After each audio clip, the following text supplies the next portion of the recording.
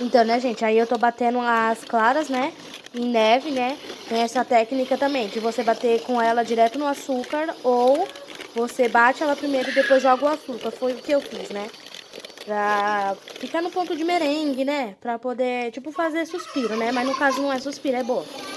Aí depois vocês vão ver que eu também vou bater as claras com açúcar e depois eu jogar a manteiga.